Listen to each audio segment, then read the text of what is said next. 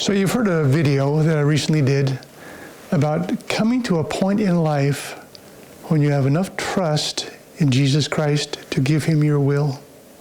To say, I no longer want to run my life. I want you to run it. And if I understand what you want me to do, I'm going to do it at every bend. Now, that's a big deal. It's easy to say. From my own experience, very hard to get to, but beautiful, sweet and beautiful if you can get there. So in this video, if you'll wait till the end, you're going to see there is a process. And it leads to one thing. I have sufficient trust in Jesus Christ to give him my will. And the outcome of that is found in Mosiah 5:7. But Benjamin is hearing the people of his people making this covenant with Christ. He said, it's just exactly what I was hoping for, because now you will become the sons and the daughters of Christ, because he has spiritually begotten you. He's taken the world out of us. We are different, beautiful, beautiful people. Now, some people can say, well, I've been to church and there are a lot of really nice people there. It's a process we're going through. We may not even be aware of it. But the process is ultimately, can I give my will to Christ rather than try to run my own life the whole way? Okay, at the end, you'll see how that goes. So here's how I started.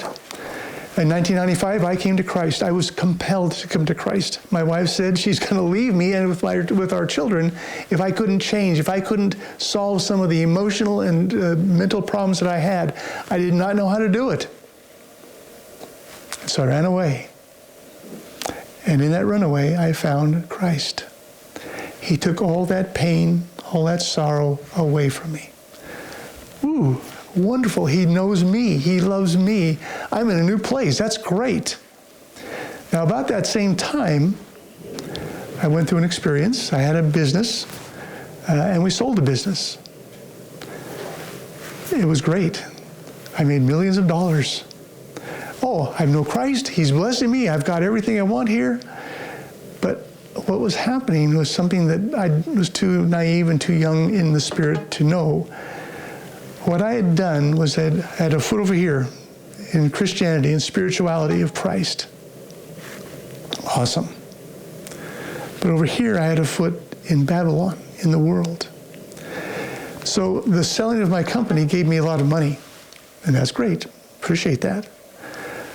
But the money took away from my need of Christ. I had enough to retire. I had no bills. Everything was awesome. I had another problem. As I grew older, my age was not like my friends. They got old. When I was 70 years old, I didn't have a pain in my body. I took no pills. My hair was brown. I have a recessive gene in the Patterson family. Some men in the Patterson family do not turn gray. I'm one of those. I'll be brown till I die. Oh, so on this side, I have plenty of money. You're good looking. Relatively, you're much younger than everyone else around you, and that pride just sat there. And it held me back from being who I wanted to be over here, Christ's side. But Christ says, don't worry, you're on my path, and I'm going to help you. So, when I was about 60 years old, we had our money that we received from the sale, gave it to a person to manage it for us. Everything's going along okay. One day we get a call from that man, and he said, got some problems with your investment, but don't worry, I'm on top of it. I just want you to know, in 1 week, all the money that I received from the sale of our company was gone. The man who was managing it did things wrong. He was going to go to prison for it. Now, you may say, oh, big deal, that's just life. For me at 60, having now no way to retire, that was a big, big deal. This brother was a Mormon. He wasn't a foul man or evil man, but he did wrong things. And so, as you kind of carry through with me to the end here, you'll see that God puts us on a path. Once we've found Christ, we're on a path that will liberate us from the world, if we will let it. That means no dependency on worldly things, whether that's money, whether that's our looks, whether it's a car we drive or whatever it might be that we are interested in. But at the end, the goal is to have sufficient trust to turn our life over to Christ. That's different than finding him. Okay, you'll see as we go on down the road.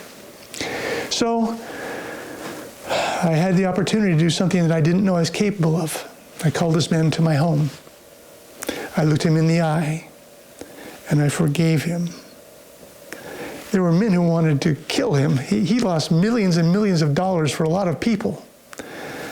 And so it was a very hard thing to do, but very liberating, that I didn't have to carry the rancor or the pain of that. Though, at 60 years old, I had no way to retire. But I was working still for the same company that we sold. Thought, well, I'll have to work to 70 or 75 or 80, I guess. I don't know. But at least I have a way to make money. That's great.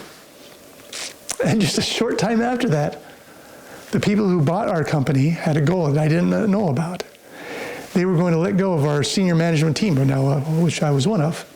I was the last of them. And I come to my boss's office, shut the door, please. Hey, we're going to give you a great opportunity, Edwin. Well, what's that? We're going to let you retire. Well, I'm not ready to retire. I didn't tell them that. They didn't know. And I said, well, I'm really not in a place to do that yet. And they said, thanks for your input. This is your 3-month notice. You'll have a check and have a good time out there. I spent 32 years with that company. Now I had no retirement and I had no place for income. I was in a bad place. But what it taught me was, can I rely on Jesus Christ for the things that I need? Or must I fight the world for them? So this liberating experience I'm going through was letting things go that were so important to me. Money was important. Retirement was important. The car I drove was important. How I looked was important.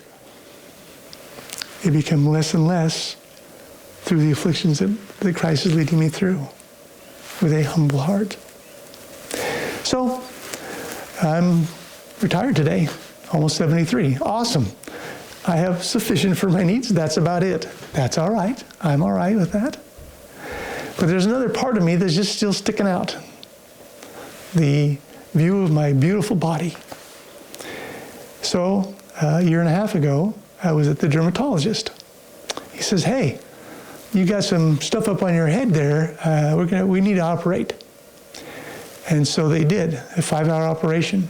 They cut my head from here back to here, opened it up, and took the cancer out, and put it all patched together. So if you look closely, I've got a scar here I'll have the rest of my life. But I lived, awesome. And they said, if you hadn't come in when you had, it would have gotten in your brain and killed you. But you're lucky, my boy. Now, luck is an interesting word. I don't believe much in luck. God leads us as he will lead us.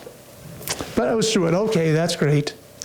6 months later, I had a bump on the side of my head, right here, by my ear. Went into the dermatologist again. Ooh, that's not good. You ought to have a cancer surgeon look at that. You ought to go to Huntsman, which in Utah is the premier cancer group. And I went. Yeah, that's cancer. It's in your face. We've got to operate to get it out.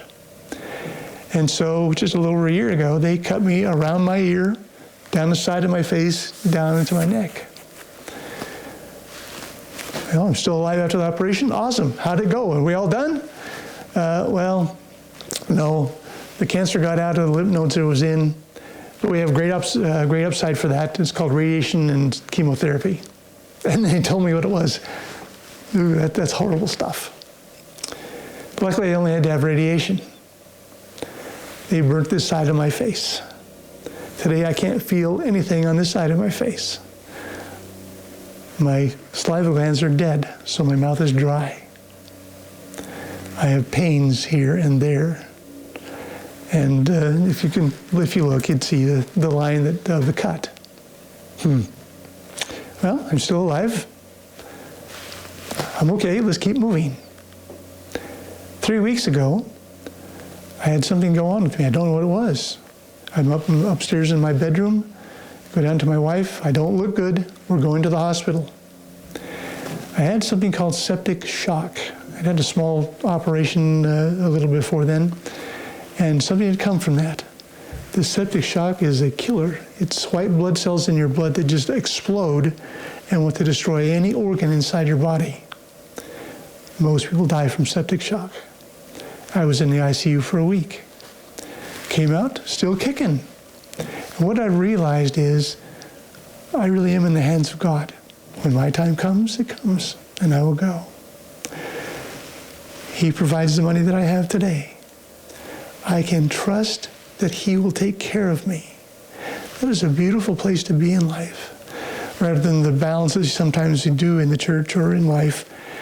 I have the world over here. I got to take care of all that stuff. I have Christ over here, and that's really good. It's abandoning the Christ or the world and saying, Lord, I trust you to take care of me. I commit to give you my will. That trust is deep, it's beautiful, it's life-changing. And every one of us in the church has the capability of that if we so desire it. Now, our paths may not be as wild as mine. It may be wilder. But God is in command, and He wants me to be a certain kind of person. I hope you can internalize that. Think about that. Some of the trials you go through, don't go, why me? You go, okay, what do you want me to learn, Lord? I just want to get better and be more like Thee. That is a beautiful life. I recommend it to you. Thanks for listening.